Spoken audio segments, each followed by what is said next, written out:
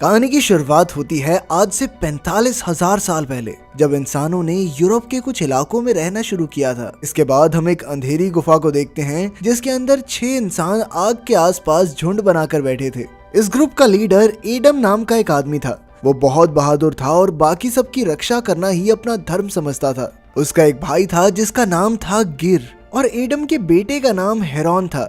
वो तीनों एक दूसरे के काफी करीब थे और हमेशा इकट्ठे रहते। इसके साथ उनके ग्रुप का सबसे बूढ़ा आदमी था ओडल, जो हर वक्त किसी न किसी बात पे मुंह फुलाए रहता था। इसके अलावा एव नाम की एक प्रेग्नेंट औरत थी जो एडम की पत्नी थी, और उनकी आखिरी साथी थी बेया नाम की एक जवान लड़की। कुछ समय पहले जब एडम का ग्रुप जंगलों में भटक रहा था तो उनकी मुलाकात बेया से हुई, और तब से ही वो उनके साथ थी। शुरुआत में तो सबने उसे बराबर का दर्जा और अच्छा खाना दिया, मगर अब तो वो बेया से ही सबसे ज्यादा काम करवाते थे। उनकी टोली में शायद गिर ही था जो बेया से ढंग से बात करता था, क्योंकि शायद वो उसे पसंद करने लगा था। खैर, इस वक्त उनकी टोली की हालत बहुत ज्यादा खराब थी, क्योंकि उन्होंने कई दिनों से कुछ नहीं खाया था। इसी वजह से वो सब काफी कमजोर हो गए थे, और सबसे ज्यादा असर तो एव पर हुआ था, क्योंकि ये उसकी प्रेगनेंसी का 7वां महीना चल रहा था। अगली सुबह जैसे ही सूरज उगा, उन्होंने अपना सामान बांधा और आगे के रास्ते पर निकल गए।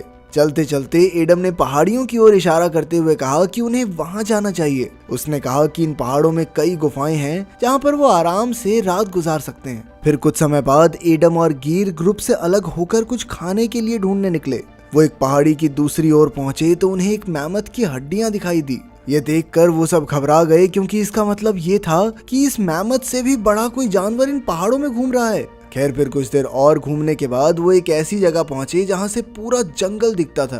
तब गिर ने कहा कि उन्हें जंगल से होते हुए आगे बढ़ना चाहिए, इससे उनका समय भी बचेगा और रास्ते में उन्हें शिकार के लिए कई जानवर भी मिल जाएंगे। लेकिन एडम ने उसी वक्त इसके लिए इनकार कर दिया, क्योंकि उसका मानना था कि ये जंगल बेहद खतरनाक है। उसे शक था कि मैमथ का शिकार करने वाला जानवर इसी जंगल में घूम रहा है। उसने ऐलान किया कि वो जंगल के बीच से नहीं बल्कि उसके किनारे से निकलेंगे, चाहे इस वजह से उन्हें कुछ दिन ज्यादा न लग जाएं। उस रात दोनों भाई खाली हाथ वापस लौटे, क्योंकि उन्हें शिकार के लिए कोई जानवर नहीं मिला।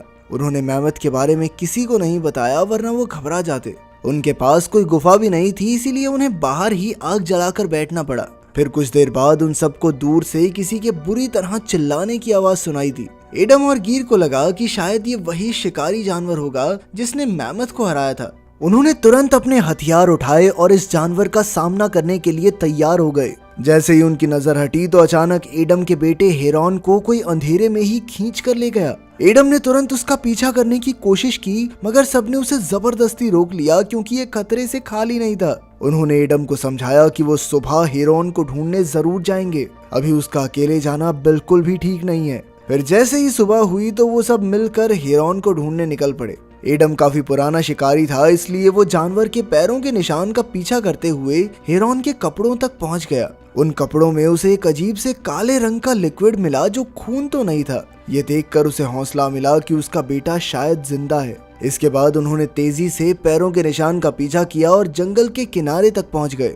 एडम समझ गया कि वो जानवर उसके बेटे को जंगल के अंदर ले गया है, इसलिए वो भी बिना सोचे जंगल में घुस गया। जल्द ही उसके बाकी साथी भी उसके पीछे आ गए, और चलते चलते वो एक ऐसी जगह पर पहुंचे जहां कई सारे जानवरों की लाशों का ढेर था, और उनकी हड्डियां इधर उधर बिखरी हुई थी। इससे पहले कि वो जानवरों का मांस खाते, अचानक उन्हें किसी के जोर से चीखने की आवाज आई। इससे वो सब इतना डर गए कि अचानक घने जंगलों की ओर भागने लगे, और फिर जल्द ही रास्ता भटक गए। अब रात भी बहुत हो चुकी थी, इसलिए उन्होंने यहीं आग जलाकर रात गुजारने का फैसला किया। तभी ओडाल ने हमेशा की तरह बेया पर इल्जाम लगाना शुरू कर दिया। उसने कहा कि जब से ये लड़की हमारे ग्रुप में शामिल हुई है, कुछ अच्छा हो ही नहीं रहा। वो तो चाहता था कि सब बेया को धक्के मारकर यहाँ से निकाल दें। लेकिन इससे पहले कि कोई कुछ कहता, एक बार फिर उन्हें उसी रहस्यमयी जानवर की आवाज सुनाई दी। जैसे ही वो आवाज उनके बहुत करीब आ गई तो एडम ने उसी दिशा में अपना भाला फेंक के मारा, लेकिन उसका निशाना सही जगह लगा नहीं। तब वो समझ गए कि ये जानवर बहुत तेज और फुर्तीला है। वो जानता था कि लीडर होने के नाते अगर उसने सही कदम नहीं उठाया तो इसका खामियाजा पूरे ग्रुप को भुगतना होगा।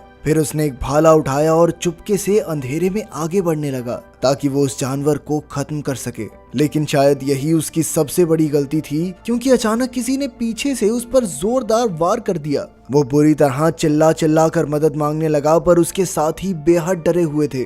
कुछ देर बाद जब उसकी चीखें बंद हुई तो गिर अपने भाई को ढूंढने निकला। जैसे तैसे उसे एडम मिल गया और गिर उसे उठाकर आग के पास वापस ले आया। मगर जैसे ही सबने एडम का चेहरा देखा तो वो समझ गए कि एडम शायद ज्यादा देर जिंदा नहीं बच पाएगा। असल में जिसने भी उस पर हमला किया था उसने एडम का चेहरा फाड़कर उसके शरीर का एक अंग नोच लिया था। आखिरकार बेया ने एक पत्थर उठाया और एक ही झटके में एडम पर हमला करके उसे इस दर्द से आजाद कर दिया। इस दिल दहला देने वाले हादसे के बाद सब पूरी तरह टूट चुके थे। अपने पति को खोने के दुख और भयंकर भूख की वजह से एव तो वहीं बेहोश होकर गिर पड़ी।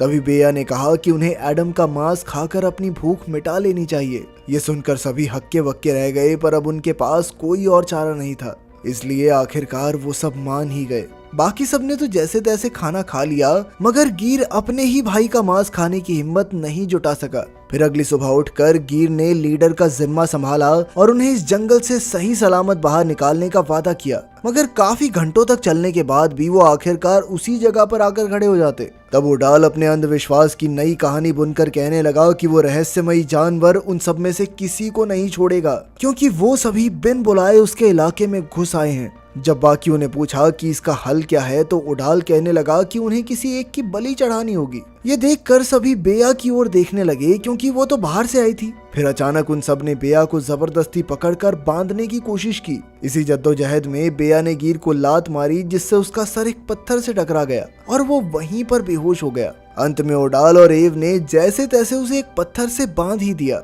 इसके बाद उडाल ने उस राक्षस को आवाज लगाते हुए कहा कि वो बेया को खा सकता है। कुछ ही पलों में दूर से वही भयानक चीजें सुनाई देने लगी। उडाल तो इतना डर गया कि वो उसी जगह पर जम गया और तभी बेया को भागने का मौका मिल गया। अब उडाल और एव के पास कोई दूसरा चारा नहीं था, इसलिए उन्होंने अपने हथियार निकाले और राक्षस का सामना करने के लिए तैयार हो गए। मगर ऐन वक्त पर उडाल ने एव के ही पेट में चाकू घोंप दिया और चिल्लाने लगा ताकि राक्षस उसकी बजाय एव को खा जाए। लेकिन तभी एव ने अपना पूरा जोर लगाकर उडाल को धक्का दे दिया, जिससे उसकी टांग टूट गई। अब वो दोनों ही बुरी तरह जख्मी थे। इसके बाद हम गियर को देखते हैं, जो अब होश में आ चुका था। उसने उठकर अपने साथियों को ढूंढा, लेकिन वहां की घनी धुंध में उसे कुछ दिखाई नहीं दे रहा था। खैर कुछ देर बाद वो उडाल तक पहुंच गया, जो जमीन पर पड़ा हुआ था। गैर उसकी ओर बढ़ा, पर अचानक किसी ने उसे जमीन पर खींच लिया। असल में ये बेया थी, जो उस रहस्यमयी जानवर पर नजर रखे हुए थी। कुछ ही पलों में वो जानवर उडाल के ऊपर चढ़ गया और उसी पल उडाल की जान निकल गई। अब बेया ने खुद इस जानवर का सामना करने का फैसला किया। उसने गियर को मोहरा बनाकर उस जानवर को लुभाया और जैसे ही वो जानवर उसकी ओर आया तो बेया ने पीछे से उस पर जोरदार हमला कर दिया, जिससे वो जमीन पर आ गिरा। फिर बेया ने उसके चेहरे का नकाब उतारा तो उसके पैरों तले जमीन खिसक गई। जिस जानवर से वो अब तक घबरा रहे थे वो कोई और नहीं बल्कि एक निएंडरथॉल औरत थी। वो दोनों कुछ पलों के लिए एक दूसरे को घूरती रही और फिर अचानक निएंडरथॉल औरत चिल्लाते हुए वहां से भाग निकली। तभी बेया और गिर भी उसके पीछे दौड़े और आखिरकार जंगल से बाहर आ गए, लेकिन वहां उन्हें वो निएंडरथॉल औरत कहीं दिखाई ही नहीं दी। निएंडरथॉल असल में ठंडे इलाकों में रहने वाली इंसानों की ही एक प्रजाति हुआ करती थी, जो आज के दिन जिंदा तो नहीं है, लेकिन उनके कंकाल हमें जरूर मिले हैं। अब बेया और गिर को समझ नहीं आ रहा था कि आगे क्या किया जाए। गिर ने कहा कि उन्हें अपने असली इलाके में वापस चले जाना चाहिए और वहां जाकर बच्चे पैदा करने की कोशिश करनी चाहिए, लेकिन बेया चाहती थी कि वो उस निएंडरथॉल औरत का पीछा करें। उसका मानना था कि निएंडरथॉल लोग उनसे ज्यादा आधुनिक हैं और उन्होंने शिकार करने और खेती बाड़ी के नए तरीके इजाद कर लिए हैं। गिर कहने लगा कि ये खतरे से खाली नहीं होगा, पर इस पर बेया ने जवाब दिया कि वो वैसे भी भूख से मर ही जाएंगे, इसलिए उन्हें आखिरी कोशिश जरूर करनी चाहिए। ये सुनकर गिर मान गया और वो दोनों निएंडरथॉल औरत के पैरों के निशान का पीछा करने लगे। कई घंटों तक पहाड़ों की चढ़ाई और खतरनाक नदियां पार करने के बाद वो एक जगह पहुंचे जहां कई गुफाएं मौजूद थी। अब उन दोनों ने अलग अलग दिशाओं में जाने का फैसला किया। जैसे ही बेया एक गुफा में घुसी तो अचानक एक निएंडरथॉल आदमी ने उस पर हमला कर दिया।